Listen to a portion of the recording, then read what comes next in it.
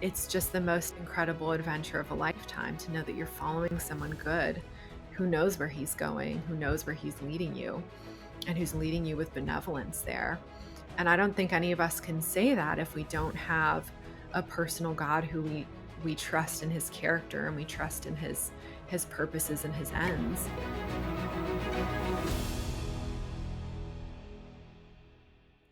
Hello, and thanks for joining in. I'm Jana Harmon, and you're listening to eX-skeptic, where we hear unlikely stories of belief. Each episode, we listen to someone who has once been an atheist or a skeptic, but who became a Christian against all odds. If you're interested in more stories like these, visit us at our website at eX-skeptic.org or check out our YouTube channel. We'd love to hear from you, whether through comments on our Facebook page or YouTube channel or via email at info@eX-skeptic.org. Your thoughts and feedback are always welcome. Many people don't have time or interest in God or even thinking about the big questions of life. They're busy pursuing, achieving, reaching goals, accomplishing high levels of performance in academics or work, not even considering the larger, more foundational questions of life, like who we are, why we're here, where we're going, and what it all means.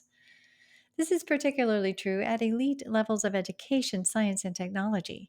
The goal before many is progress and achievement for its own sake, to keep moving forward at an elevated pace and not taking time to consider the deeper presumptions that lay at the very foundation of our thinking, of our making sense of what it is that we are doing. Dr. Kathleen was once like that, pursuing achievement at elite institutions without time for thinking about the reasons for it all. An exceptionally intelligent scientist and atheist, she had long ruled out God as a possibility, much less an explanation for all she valued. But today, she is here to tell a story as someone who is not only believing in the reality of God and the truth of Christianity, but has looked deeply and found life that is truly life in the person of Jesus Christ. I hope you'll come along to hear her story. Well, welcome to the eX-skeptic podcast, Kathleen. It's great to have you with me today. Thank you for having me. As we're getting started, you have quite an impressive credentialing and educational background and even your job. I'd love for the listeners to know a bit about who you are as we're getting started. Yeah, sure. So for my professional background, I'm a scientist by trade. So I've been in school mostly my entire life. I went to Columbia University for my undergrad, studied biomedical engineering. I actually converted to Christianity during gap years that I took between undergrad and my MD PhD program. So I studied for 2 years at the NIH. That's where I became a Christian. And then I moved on to an MD PhD program, first at Duke and then transferred to Hopkins to be with my husband. And now I work as a computational biologist in cancer research. And I'm also married to my wonderful husband, and I have one beautiful daughter who's 1 year old. Oh, wow. Fantastic. You have a lot on your plate for sure. But I would love to hear your backstory a little bit. You mentioned there that you became a Christian during a gap year, and that was obviously when you were a little bit older. So it sounds like you had a history without Christianity in your life. So let's go way back to your childhood and let's start with your home. Yeah, absolutely. So my home was very loving. I had an idyllic childhood in many ways, but there was no religion in my household. Um, None of my parents were religious. None of my family was religious. I wouldn't say anyone was spiritual either.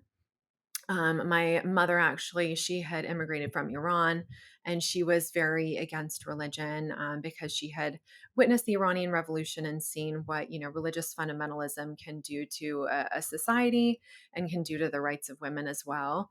So I would say she definitely communicated that distrust of religion and that opinion that religion was more of an institution or a man-made structure that was often very bigoted and oppressive and political to me. And so I very much believed that and carried that through my childhood. But both of my parents were very well educated, and they communicated that value or preference to me. So I was very focused on getting an elite education. They very much highly valued science and engineering and math. So that's what I tended to focus on. in addition to some classical music and art training. But throughout my childhood and my education, they very much instilled this appreciation of beauty in me, which later on linked me to Christianity. And I later on saw, the reflection of God through a lot of the things that I was studying or doing.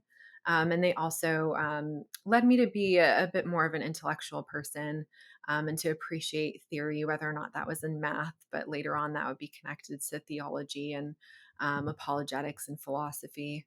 Um, but there were also things about my upbringing that drove me to Christianity because I felt like they were a missing piece of my education, or of my upbringing. The main one of those is that my parents were very good about teaching me to, quote, be a good person, but without any sort of religious or spiritual beliefs underlying that, and without any, deep roots in even the culture that we were living in America.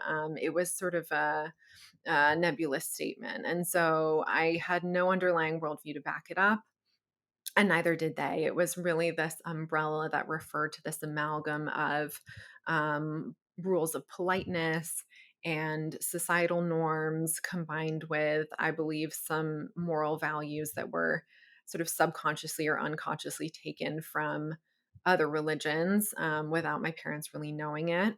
I was going to say that yes, there's a lot there in terms of just your growing up. It sounds like you had a good, loving, stable family that valued education and that you directed your efforts towards there. And they also had instilled in you some good moral values, perhaps not knowing exactly how to ground those. They just knew that they were good and societally good and culturally good, and they were good for you. As you were pursuing just growing up, it sounds like you were a very busy young lady, not only in education, but in the arts and just really developing a very well rounded life. It sounded, at least in your growing up years, you had not much to long for or to miss because you had a very full life, it sounds Mhm. like. Um, were there any questions, I mean, in terms of, I guess, very deep questions in you in terms of what grounds science or what makes a good person? I mean, you were so busy pursuing achievement. There were no questions. And this is what I find is a huge hole in the way that a lot of us are educated, not just me. I have actually taught a class at Johns Hopkins before for undergraduates, and I've taught a little bit of medical ethics. And I find that I see the same issues that I saw with my education and their education, in that we're not even taught to ask the questions. We're not even taught that worldview is something that we should be cultivating. We're not taught that worldview is even a thing. So I was just sort of busying myself with work that I thought was good and productive and meaningful, but I never bothered to ask the deeper layer of questions beyond that, to ask why I was pursuing science. A lot of other students are very similar.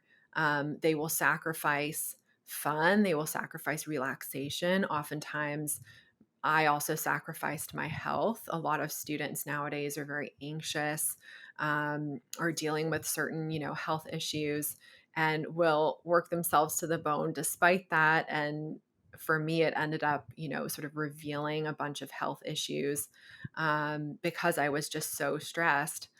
So a lot of secular people like myself will sacrifice a great deal to pursue science or to pursue excellence, but there's no consciousness or underlying reason, for why we're making those sacrifices, or why it's even good to make a sacrifice in the first place.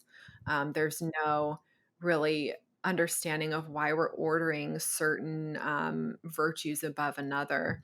And so for me, that was the main hole in my upbringing and in my entire education, was that I didn't even ask the questions. I was content to do and to be intellectually superior and to be a high achiever and to be complimented by everybody, because from the outside, I just looked hardworking and kind and virtuous. But those virtues distracted from the very deep pride and other sins that were underneath, and from the ignorance also, that I didn't even know why I believed the things I believed, what I was aiming for, and what the purpose of it all was.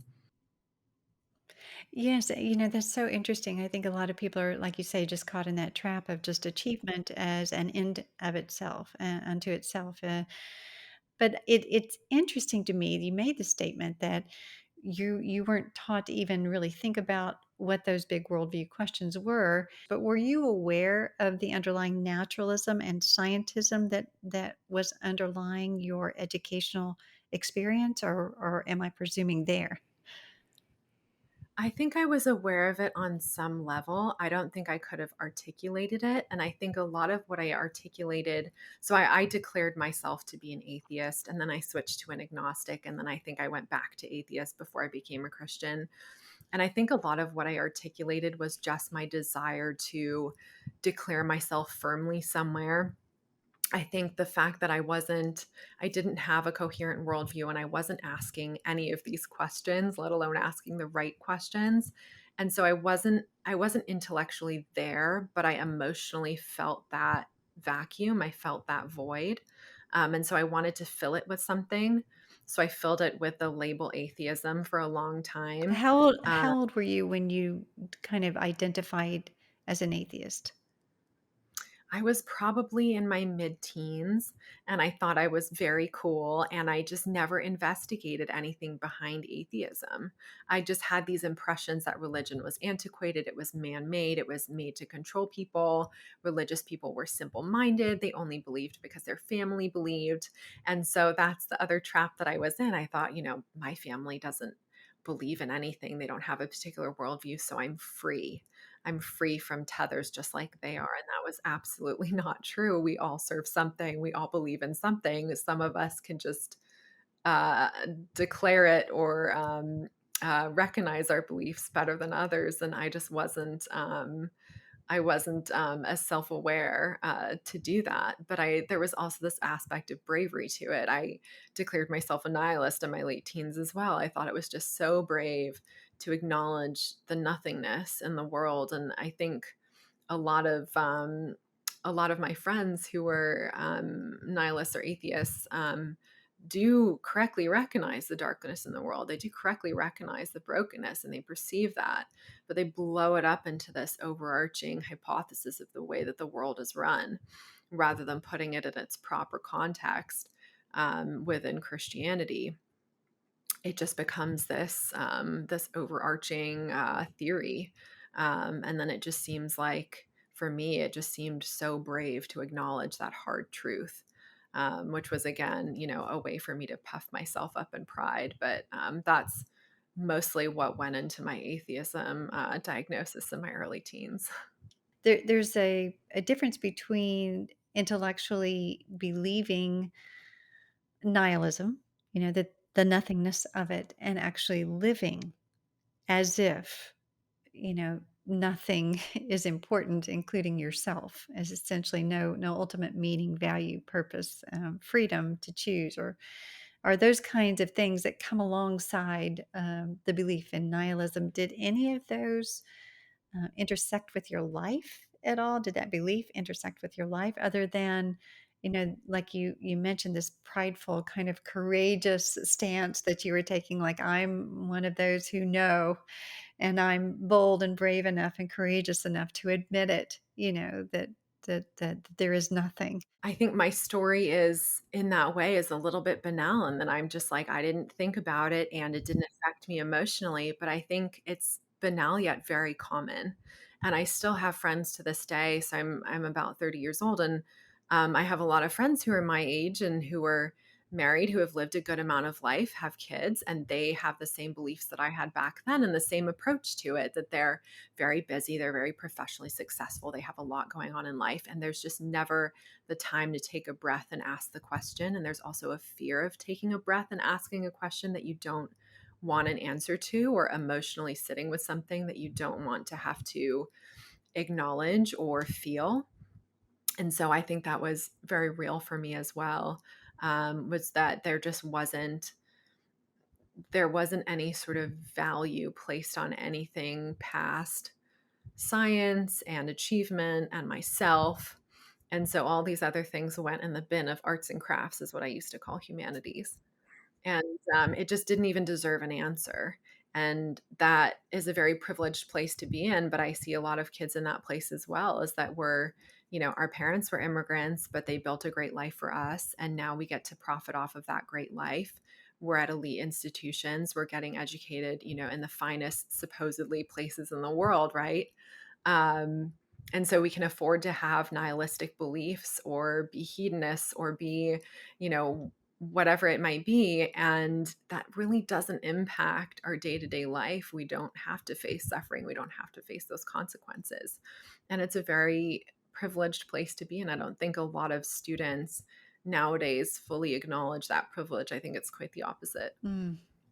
Were you ever challenged to believe through all of your education, particularly as an atheist or agnostic, in terms of the grounds underlying the scientific enterprise itself, like the rationality or intelligibility or predictability, order, of apparent design of the universe, the ethics underlying the scientific method, any of those kind of presumed things that must actually occur even before you began the scientific, methodology itself. Uh, Yes, those were all things that I came to think about once I became a Christian. Even my high school was ranked number one in the nation. And, I've been to these fine schools and nobody talked about that. None of the science professors talked about that. It was right down to the details. And so I think my education, like many people in STEM and in secular universities or secular schools, is very technical. It's not personal. It's not holistic. You're just getting a technical degree and you're focusing on materialistic details. But yeah, later as a Christian, just realizing that not only are, science sort of have these underlying philosophical or religious beliefs, or rather scientists do. Science can't answer all the questions. And that's the one thing that I did know. And I remember we were reading Origin of Species in my undergrad. And I was reading a bunch of works from Darwin. And, as a atheist and as somebody who thought that evolution was pitted against Christianity, like mortal enemies, I really clung to Darwin. And I remember reading something about how he was talking about some of the naturalists that were protesting against his sort of utilitarian doctrine that every unit of a animal or of a creature is produced or has evolved for the good of the creature that possesses it. And so his opponents had said that actually some of these structures or these units were made for beauty or made to delight man or delight a creator. And I remember Darwin wrote something like, well, that's beyond the scope of scientific discussion. And I remember reading that and thinking, well, Darwin says that there are some things that are beyond science. There's got to be something more than the material world. But those questions just didn't interest me at the time. So I didn't investigate them further. But now it's so easy to look at even my work I'm doing right now something very uninteresting probably for a lot of people, but I'm doing something called matrix factorization. And I'm trying to find patterns that are generalizable across multiple patients that explain some biological phenomenon that's happening in the tumor. And so I assume that I can find these patterns that will repeat themselves in the future, that are generalizable. I assume that I have a rational mind. I assume that I'm a logical thinker, that if I write this down and I write my experiment, I design it well, that if somebody repeats it, that they'll get similar results.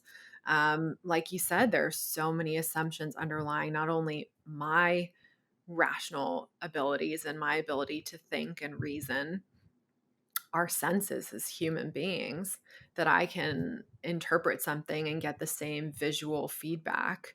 My brain can interpret the same image that it's seeing the same way that somebody else's brain will.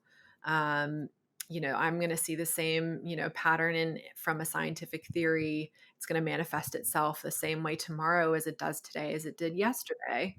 All of those things I completely took for granted, and I didn't recognize that until I started to read a little bit more as a Christian, and John Lennox was actually his books were the first things that made me realize that. You mentioned that you moved from atheism to agnosticism. Now it seems like you were fairly entrenched in this atheistic worldview and bent towards, doing your scientific study and finding patterns and doing those things. But what made you step back and question? Because it sounded like you weren't in really questioning something larger or deeper in terms of grounding or presumptions. So what made you say, maybe I'm not sure about this? Yeah, so I this is a theme for me as a friend questioned me. So a friend questioning me led me to agnosticism from atheism, and then a different friend questioning me later led me ultimately to Christianity. So I had a friend who essentially asked me to prove my atheism. He said that that's not it's not this automatic assumption that you have as a ground truth assumption of the world that there is no God. You have to prove that to me, and how are you going to prove that? And so I was uninterested and intellectually lazy. And so I copped out with agnosticism. I said, well, it's impossible to prove, and I can't do that, knowing full well that I had secretly gone and I read Nietzsche, and I went back to my philosophers, and I looked at history, and I particularly hated Christianity despite my sort of emotional agnosticism towards a lot of these bigger worldview questions. I had this animosity towards Yes, Christianity. can I pause? Let's pause on that for a moment. Why the animosity towards Christianity? Yes, so I think it was because Christianity was the predominant religion in the area that I was living. So I grew up in the East Coast of the US.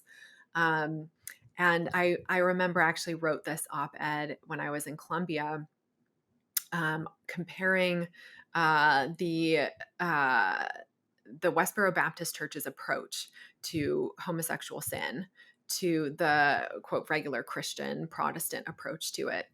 And I was so angry that the Protestants seemed to have the same beliefs as the Westboro Baptist Church. And for anybody who doesn't know, the Westboro Baptist Church will picket the funerals of gay people. They will hold up very, hateful signs saying God hates the F word, just things that I don't want to repeat. And they communicate in very, very extreme and hateful ways.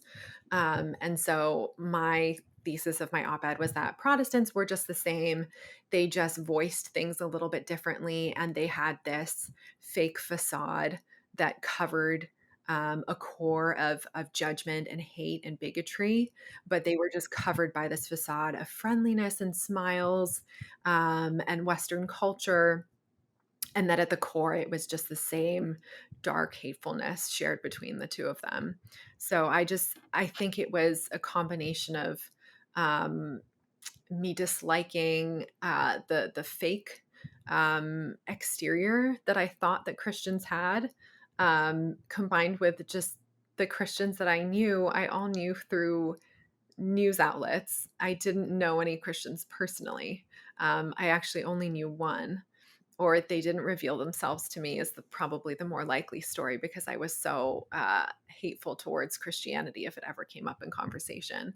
I just thought it was antiquated and hateful, and I couldn't understand why it had a place at the table anymore now that we were thousands of years past when that book had been written.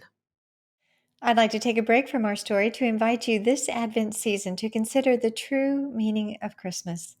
The C.S. Lewis Institute offers a daily devotional with reflections on profound biblical prophecies that surrounded the coming Messiah.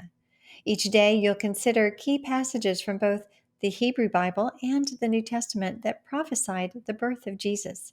There will also be insights from archaeology and biblical history, enriching your understanding of the events surrounding Jesus' birth. This is a wonderful opportunity to prepare your heart for the celebration of Christmas. Sign up now for the complete devotional and daily emails now through Christmas. Each day you'll receive short messages and uplifting music, all designed to strengthen your faith and deepen your walk with God during this holy season. Sign up for this free daily Advent devotional at cslewisinstitute.org/prophecies hyphen sign up. Now back to our story. So, how long were you in this, let's say, period of atheism for how long? And then how long were you in this period of agnosticism? I guess it was probably through a lot of your education. It was, yes. So it was, I converted to Christianity in my early 20s. So I was an atheist, I would say, for the majority of that time, and then an agnostic for the latter years. Okay. So you had another friend come along while you were an agnostic and ask you another pivotal question. Tell me about that. Yes. So yes, I was in my gap years. I was at the NIH, and I was really just focused on, again, research and trying to queue myself up for an MD PhD program admissions cycle. And I had somebody who wasn't even really a close friend. I'm just using the word friend for ease. Was more of a somebody who was just also on the same floor and worked in a similar lab. And he said, "Why don't we exchange our favorite books?" I don't know if he saw that he was a Christian, of course. I don't know if he saw that I was a very sorry soul, or I looked like I needed something, or he was just really passionate about evangelism. I'll never know. But I gave him one of my favorite novels, which was The Unbearable Lightness of Being, which I still love to this day, but pulls from a lot of Nietzsche. And he gave me The Reason for God by Timothy Keller. And of course, I immediately distrusted a book that was from a pastor. I thought that was the most biased source possible to talk about Christianity.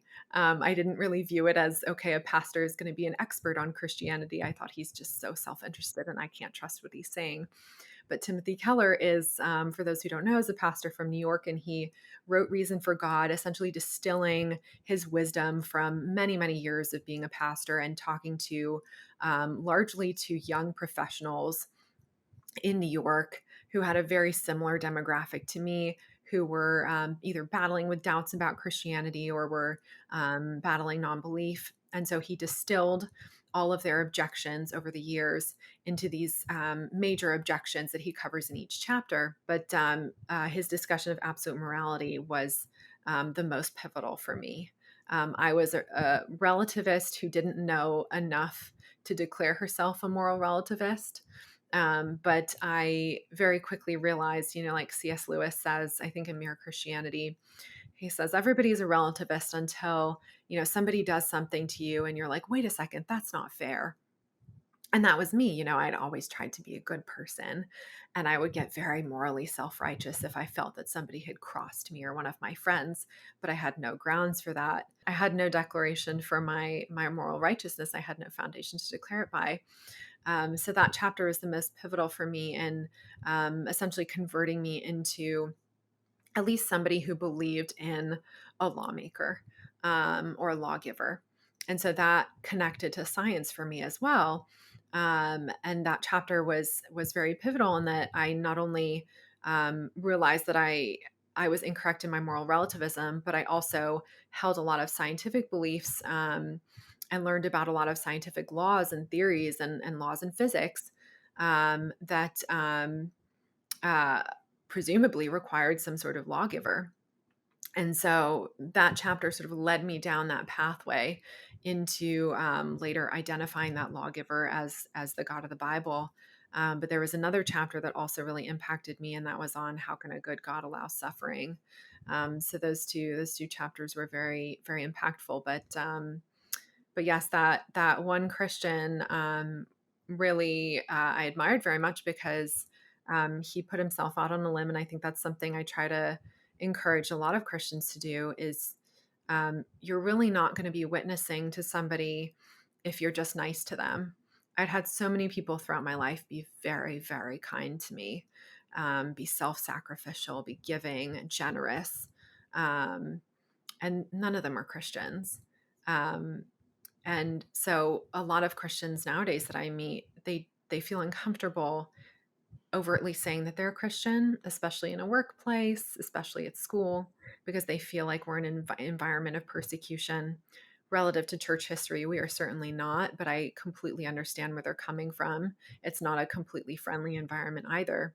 And it takes a lot of courage to say something and a lot of tact.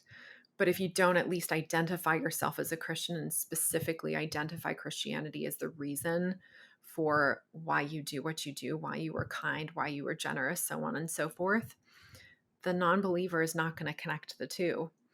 And so finally this person who gave me the book, you know, that boldness is very inspiring. And his ability to pursue truth at the price of great discomfort and awkwardness was something that he verbally told me is because of his love of Jesus. Um, and I would have never put those together otherwise. And so that was a great witness for me. A biased pastor. Are you I guess in a sense you were willing to hold your nose and and open the book and read it for what it was. I presume that you were surprised by what you found. And for those who don't understand the word or term relativism, can you talk about what moral relativism is and why that was important for you to really recognize there had to be something more than just your feeling or preference about what is good or not? Yeah, absolutely. So I like to give this example to people when I'm talking about moral relativism to sort of bring it to light. So essentially, moral relativism is when people say something like, well, there's nothing that's really objectively good or bad. It's just good or bad within a certain context or within a certain culture. It can be acceptable or unacceptable. But if you transcend time or you transcend culture, there's no moral principle that you're going to pull out from that applies to all time periods or all cultures. So it's this relative morality that your moral laws depend on your relative situation and are very contextual. And so I like to give this example that, back in the Aztec times, there was a lot of child sacrifice. And in particular, there was one rain god that they sacrificed children to. And if you ask moral relativists, is that wrong? A true moral relativist will say, well, no, for that time period in that culture, that was acceptable for the Aztecs. And then you ask them, is that okay today? Like, what if you plucked a group of Aztecs and put them in modern day New York City and they wanted to do child sacrifice there? Could you punish them using the laws of New York? Could you know, who would be right if the New Yorkers said you can't do it and they said I must for my, for the sake of worshiping my gods? How do you decide who's right? And then the person who gets to decide who's right is either the majority or likely the person who's the most physically powerful and can overwhelm the others. So if you're a moral relativist, you can't make ultimate judgments about right and wrong. And the end determiner of right versus wrong often ends up being the government or whoever's in power. Um, and then they just determine some rule that's going to change tomorrow.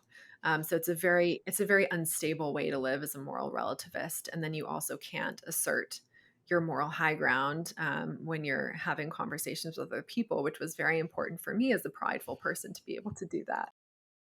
So then how does that relate to pointing towards the need for a God or a transcendent source of morality? How did it shift your thinking? Yeah, absolutely. So if there was an absolute morality, if there was something that I was going to appeal to, it would have to be some sort of transcendent law. I really liked natural law, but I appreciated it in a secular context, in a sort of legal ethics context at the time. But looking back, it fits very well, obviously, in the context of Christianity. And looking back, and for anybody who's interested in it, can read, Saint Thomas Aquinas. And essentially, if you have any sort of moral law that transcends time, transcends culture, transcends individuals, um, it's a transcendent law, and so it's not a man-made particular law. It has to come from somewhere. And so, where can it come from if it's been around since the beginning of time, if it's independent of humans, if it's independent of the structures that we create on Earth that are created and then die off? it has to come from something. And so that doesn't necessarily point to the Christian God, but that did point me to a God. And that also pointed me to a personal God, because an impersonal, sort of naturalistic force wouldn't have created a moral law that could be communicated and instilled in human beings as sort of this natural law. Um, and, that also pointed me to a God who was also a creator, because I felt like natural law was very entwined with sort of teleology, that everything is created with this final purpose or objective.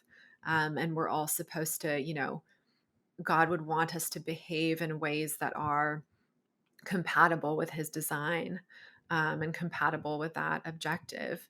And to do so um, would be good and would be right. Yes. So you were reading this book and you were finding, this makes sense that there has to be a transcendent moral lawgiver in order for there to be an objective right and wrong or good and evil.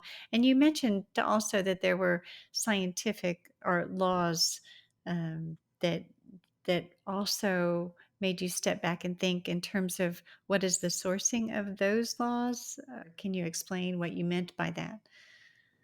Yeah, absolutely. So just any scientific law, any scientific principle, like Newton's law of gravity, um, there had to be a lawmaker, or there had to be some place where the law came from. Um, it just was counterintuitive to me that I had been taught that the world that we live in was created by random processes, random and unguided processes. Um, Yet we had all of these laws that were governing everything. Um, and so that didn't quite make sense to me. And so that fit very well into this. It's not absolute morality because it's a scientific law, but it's this sort of, it's more fitting with, I suppose, like the natural law philosophy, that God is this lawmaker, and he's made not only moral laws for us, but he's made laws to govern the universe, to govern the workings of everything. And, as his creatures, we can actually study those now. And that's just such a blessing to study all of those laws and to figure out, how he's governing the universe, how his hand is in everything. So you were becoming open towards the possibility of God at this point, I guess. And you mentioned that there was another chapter that was very significant for you with regard to, I guess, pain and suffering. Talk to us about how that was impactful in terms of, again, continuing to open your mind towards the possibility of God. Yeah, so I think that's something that a lot of people struggle with. And the funny thing was is that I hadn't suffered at that point. I have since suffered. And yet that was such a big objection to me. And I had a very strong kind of compassion for other people, even in my medical schooling. And I was a Christian in medical school, but I would do just fine with very bloody surgeries where the patient was anesthetized, but the clinic procedures where the patient was suffering and would express pain, I would almost faint. We know that something's wrong about humans that suffer. We don't like it. We want to stop it. That's just a human instinct. And that's a good thing to want to stop that. I was very much concerned with the problem of suffering and of evil, and how could a good God permit his supposed sons and daughters to suffer in the world today without intervening? And so that got me onto this whole theme of studying predestination and free will, and that is still a theological topic that is very interesting and very complex to me today.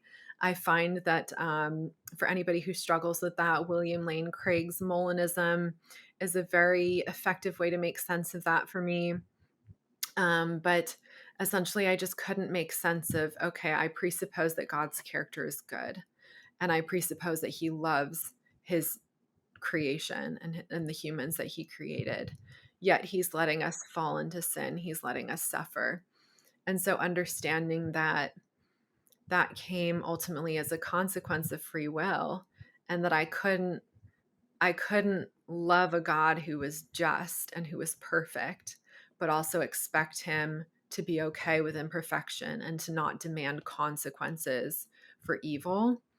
All of those ideas were just incompatible, and I was asking God to be less than who he was. As you were coursing through this, were you talking with your friend about what you were reading and discussing, the questions that it was raising? Was it what was going on in your mind in terms of shifting towards the possibility of belief? I did talk to my friend a little bit. I actually talked to a lot of my other friends as well who were all non believers.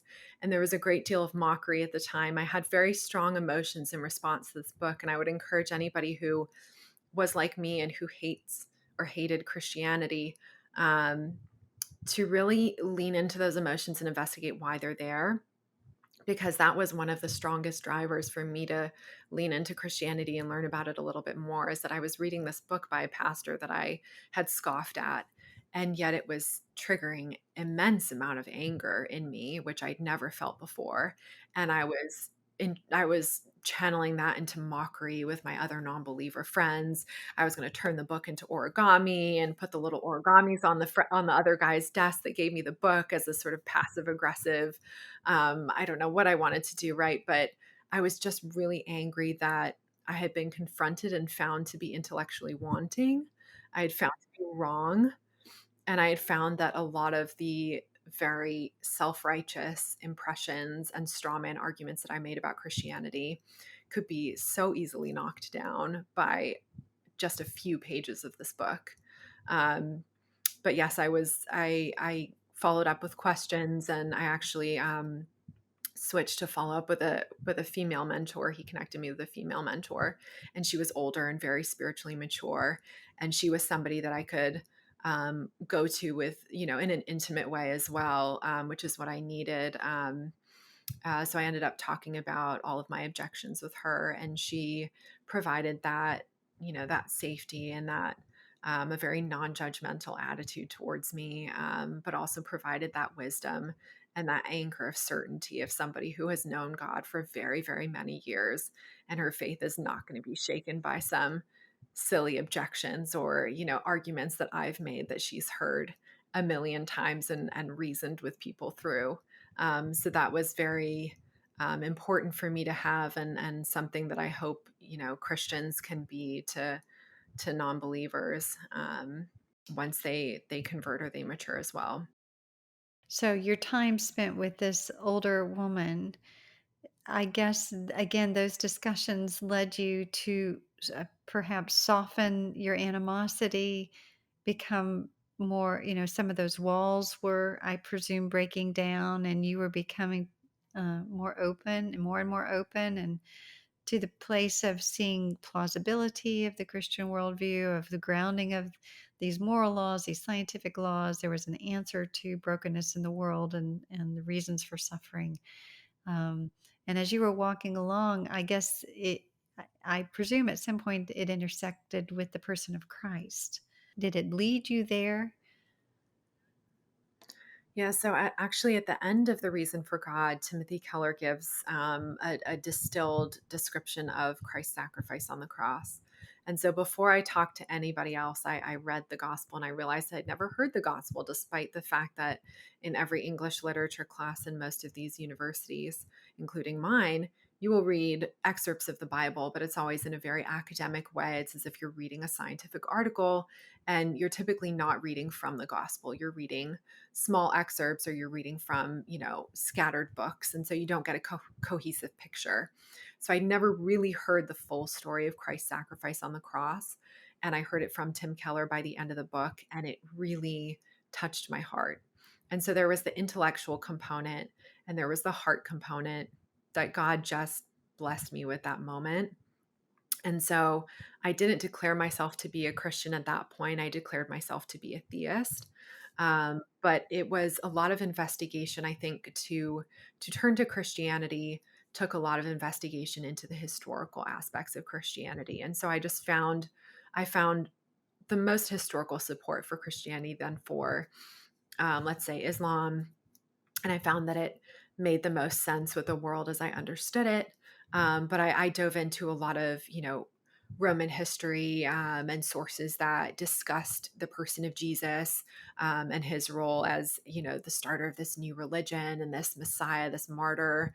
Um, and I dived into church history, and that helped a lot I learned a lot about, I was very concerned with biblical translations and oral traditions and how the Bible was passed down from generation to generation. So I did a lot of study on that and found that oftentimes, when they were translating or copying over the Bible, even when they were copying, they would count, make sure the same first letter was on every single line, and they would count the number of letters between every incidence of the letter A, for example.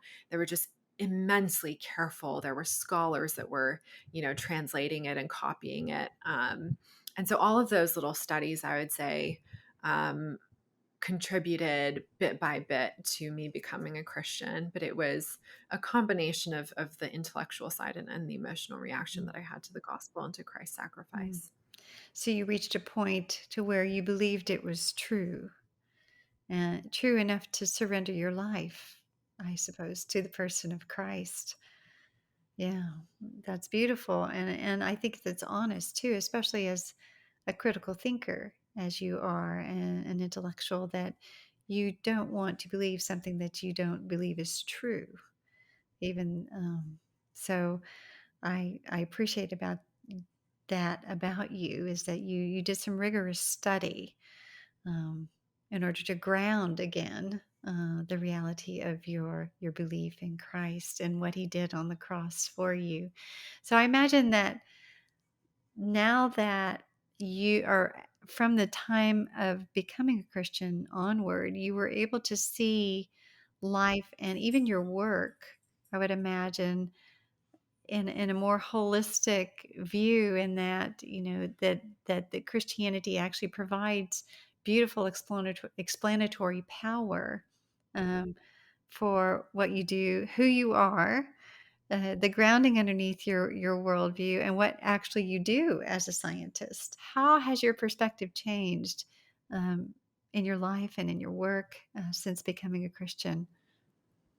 Yes, like you said, I mean, it's given a foundation to everything. It's given a philosophical foundation. It's given a scientific foundation, a moral foundation, everything. In terms of the science specifically, like I mentioned before, it makes sense of humans' capacity for rational thought.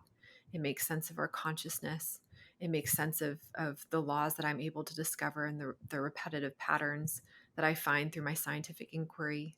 It helps me to give credence to the medical ethics principles that I would follow as a practicing physician. Um, it underlies a lot of my work in that way. But yeah, so essentially, as a scientist now, I can expect laws governing the world that I can discover. I think it was Abraham Kuyper that said that you know, Christians who are scientists, we know that we're building something, we're creating something according to some blueprint, that God has some sort of blueprint or some sort of final end that we're working towards.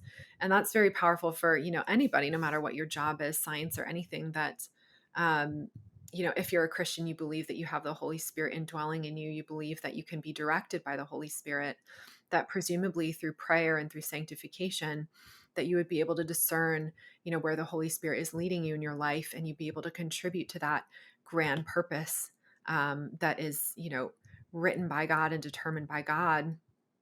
And it's just the most, beyond science, beyond philosophy, anything. It's just the most fantastical adventure as well. I think, it's just this incredible heroic task that God Himself, Jesus Himself, asked you to pick up your cross and follow Him, and leave behind what you were doing before, leave behind your old idols, these gods that are man-made of wood and stone, and these animal gods, or these idols that you have in your life of particular humans or particular achievements or particular things.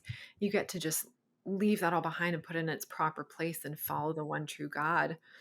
And it's just the most incredible adventure of a lifetime to know that you're following someone good who knows where he's going, who knows where he's leading you, and who's leading you with benevolence there. And I don't think any of us can say that if we don't have a personal God who we trust in his character, and we trust in his purposes and his ends. I don't think, even if you believe in a God and you're spiritual, but your God is not personal, or you don't know anything about his character, he hasn't communicated it to you, you can't move through the world with that kind of confidence. So yes, so it just led me on just the most incredible adventure of a lifetime, that I'm still on, with difficulties and still doubts from time to time, but with great certainty compared to where I was before, and great purpose and great meaning. Mm, that's really beautiful. And as we're, um, I'm just thinking about those who are listening who, there are so many skeptics who are out there who mock or deride Christianity without having given it much thought. I think in the same way, there are a lot of people who are just, especially in this kind of elite scientific world or intellectual world, that they're just achieving and bent on, accomplishment, but really not looking underneath the surface or not taking time to do that. But yet there are those who know that are question that there's got to be something more. There's got to be a better explanation. There's got to be something more for my life. But I wonder what you would say to those who are skeptical out there, who may be the slightest bit curious. Maybe you should virtually hand them, the reasons for God and say, open this up and start reading it for yourself. What would you say to someone who was the slightest bit curious, or even not, that you would challenge them? Yeah, I would say that if you're even a little bit curious, or if you don't have a well-formed worldview, which I suspect most people don't, um, I think first of all, it's your intellectual duty. It's just your duty as a human being to figure out why you're here, what's going to make your life good, how are you going to live a good life.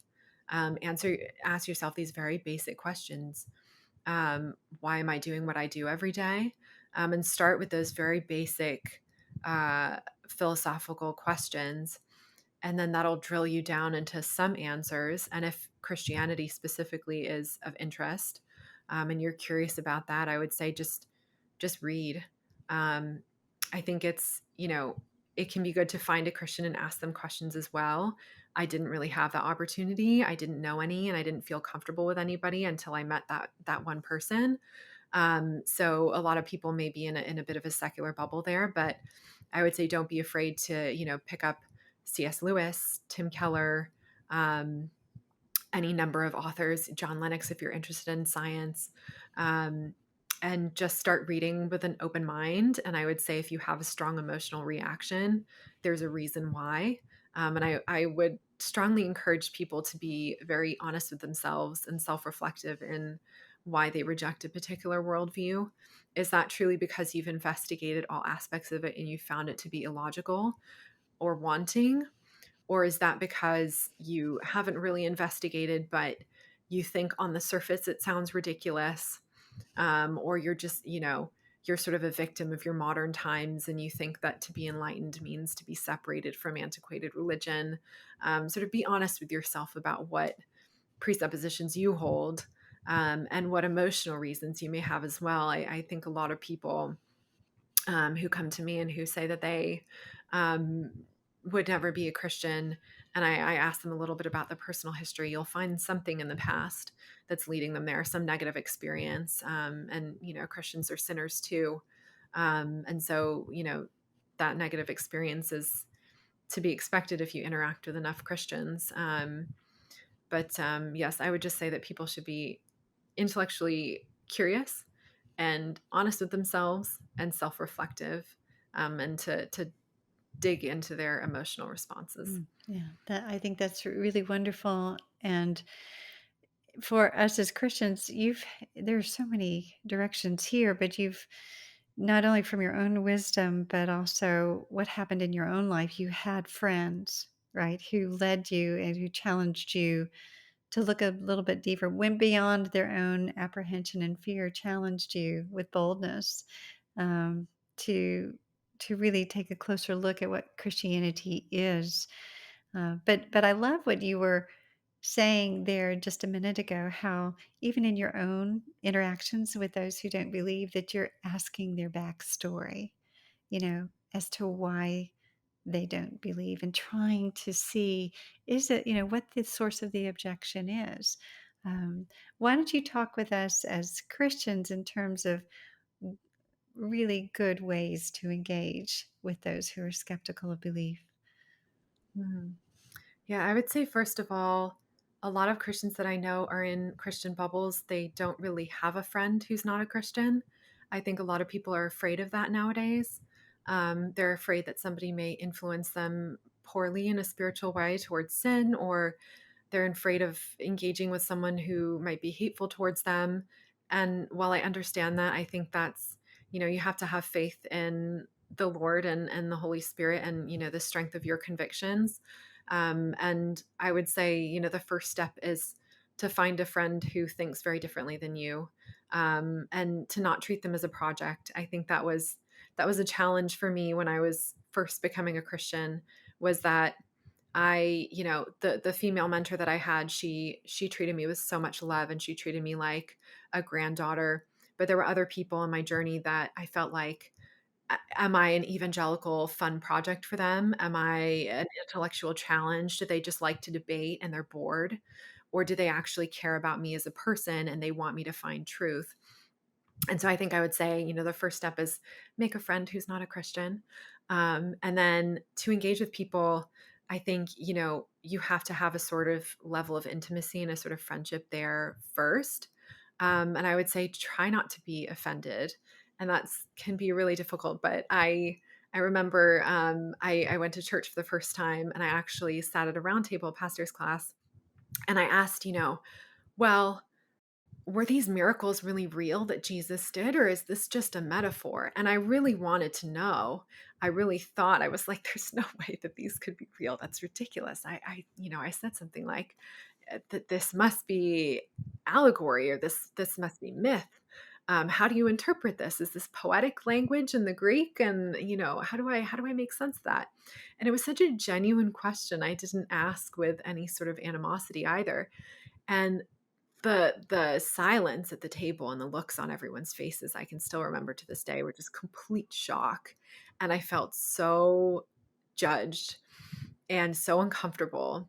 And my now husband just calmly picked up and said, "Yeah, yes, we do believe that they're miracles. That's the purpose of them being included in the Bible. If they weren't miracles, they wouldn't be outstanding, and they wouldn't be proof that Jesus was the Son of God." And so, and then he took me down, sort of descriptions of language in the Bible and so on and so forth, and helped instruct me from there. But I think that can be very helpful to be loving towards the people that we're evangelizing towards, and be very careful that we're not interacting with them in a prideful way that is sort of holier than thou, or presumes um, that they're always asking questions from a place of darkness or animosity. Sometimes it's just genuine curiosity.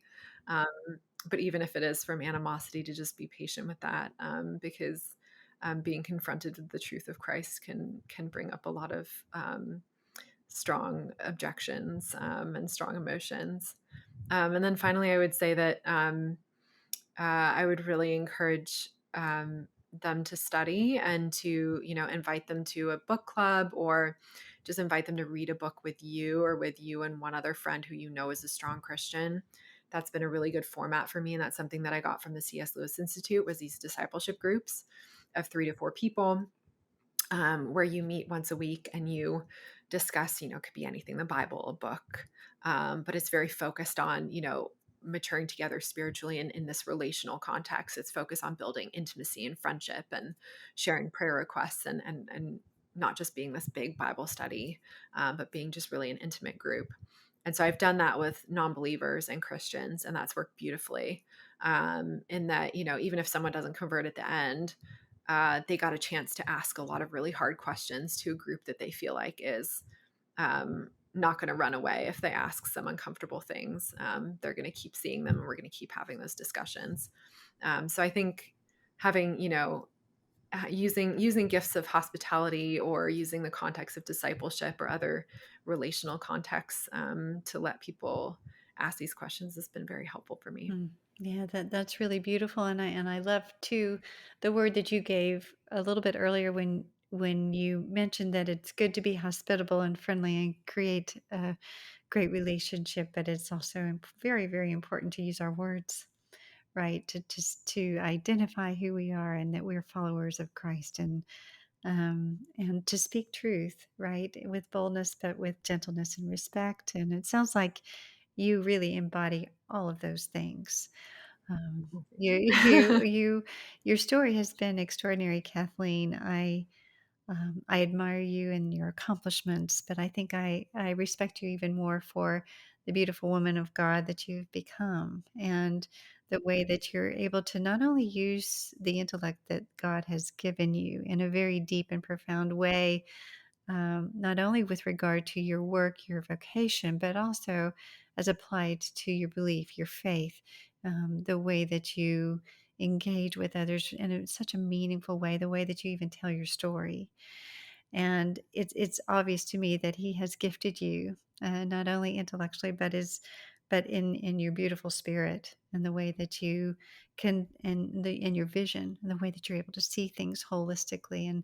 And now all of life has become, um, not only a witness to you in terms of the glory of God, but also your life in Christ has become this beautiful witness to the world that an intelligent, beautiful young woman can embrace reality, and in such a meaningful way, but yet also be such a really brave and bold and beautiful witness to the world, to the watching world, that there is something more worth taking a look at. That there is meaning and purpose to be found, that those big questions can be answered in a very profound way, through Christianity, through God, through the person of Christ. And I just want to thank you for coming on today and telling me your story. I know so many people are going to be blessed. Thank you so much for having me. That's very sweet of you. And yes, I hope this is a witness for Christ, and um, I hope yes, I hope the listeners will listen to this and at least be prompted to read something if you're not a believer, just be prompted to think about Christianity and just consider, just keep a bit of an open mind. Thanks for tuning into eX-skeptic to hear Dr. Kathleen's inspiring story. For more about Kathleen and her recommendations, be sure to check out our show notes. If you have any questions or feedback, feel free to reach out at our email at info@exskeptic.org. We love hearing from you. eX-skeptic is part of the C.S. Lewis Institute podcast network. If you enjoyed this episode, please consider giving us a good rating and sharing it on your social media. Your support helps us bring these powerful stories of transformation to more and more listeners. In the meantime, I'll be looking forward to seeing you next time, where we'll hear another unlikely story of belief.